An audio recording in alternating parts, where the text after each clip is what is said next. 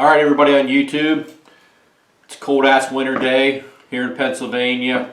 It's in the teens, snow on the ground, ice in the ground, no riding unless you're in the side-by-side ATV or snowmobile.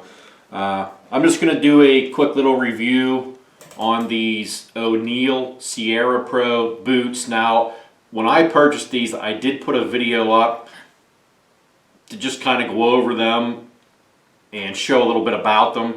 Now, I used these this summer. I purchased these, I don't know when my video was up. I'm going to say July, June, something like that. So I have probably, riding with these, I probably have about 20 hours on these boots.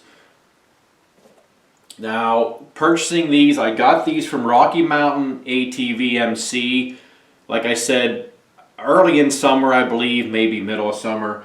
But these were only $162 in the summer of 2021. Now, I just looked on the website, and these right now are actually $189. So they went up quite a bit, so they're not really the bargain that they were prior to the whole inflation deal. So keep that in mind. Now, I'm not going to do a comparison with these, but one thing I want to point out, I mean, these are a budget boot, supposed to be. Now, I also have a pair of Forma Adventure boots, and those are, I think they are $299 at the moment on Rocky Mountain, and they were $279, I believe, at the time when I purchased these. But I've had the Formas well before these boots. And one thing I want to say on the soles, I had the Forma Adventure, so they are made with a softer sole.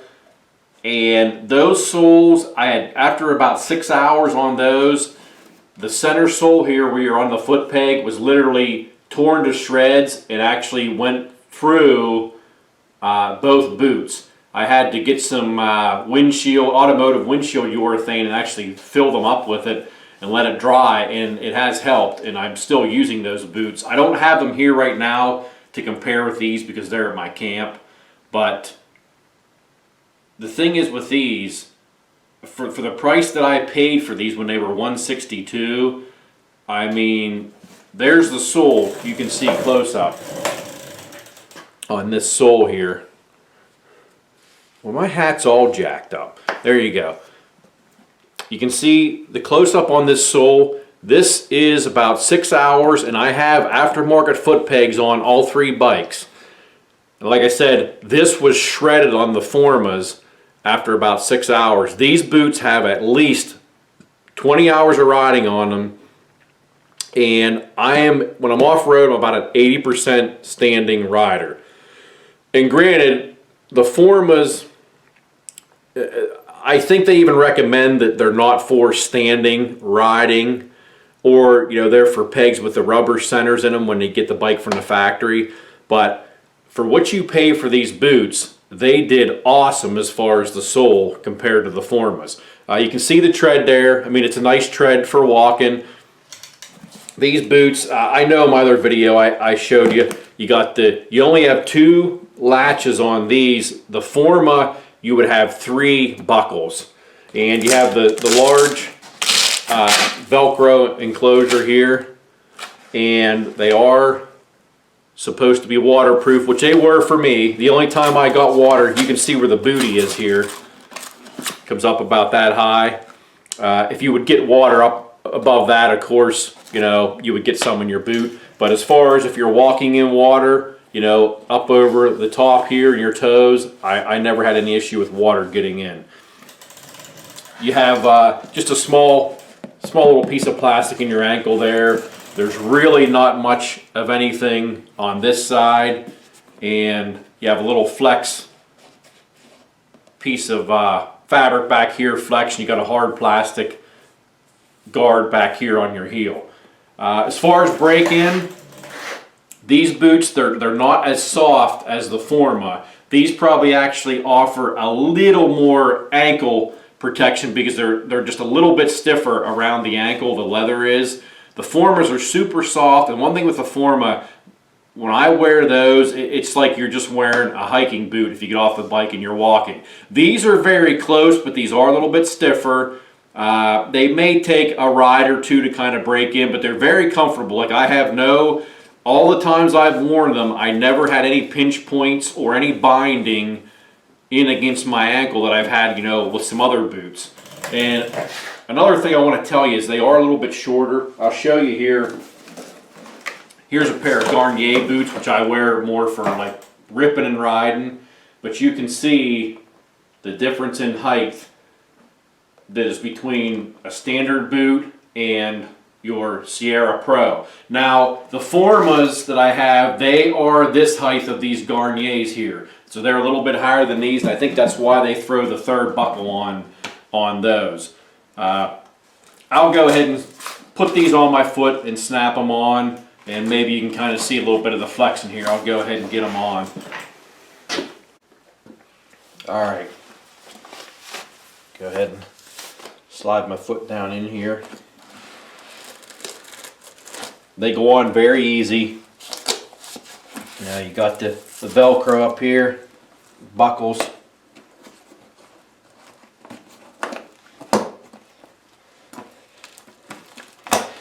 The buckles snap very easy.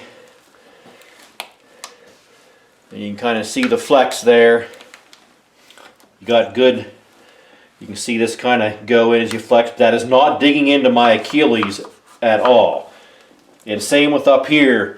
I have no binding. I've had boots in the past where you're getting a pinch and a bind pushing back into the front of your ankle here on your foot. But these are very flexible.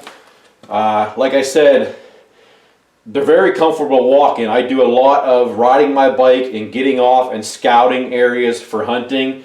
And I wear these just like a regular boot. And I mean, I love them. There you can see the back flex a little bit.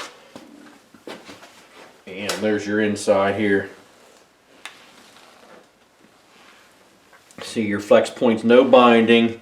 And this little flex piece back here, they work really well. Very comfortable. Of course, you're taking them off, you just flick them. Flick them and pull your Velcro. Slide them off. Simple as that.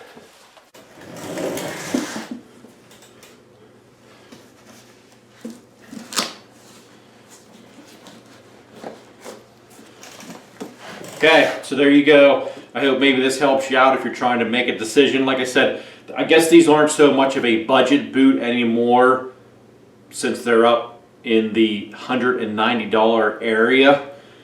But I think every boot has gone up. Like I said, the Formas have gone up $20. These have gone up $28. So I think everything is going to go up. So these are still going to fall in the budget category. But I tell you what, for an adventure boot, I mean, these are nothing like when you buy a budget motocross boot, even an O'Neill, they suck. To me, they suck. They're just hard to break in. They're tough. They're terrible.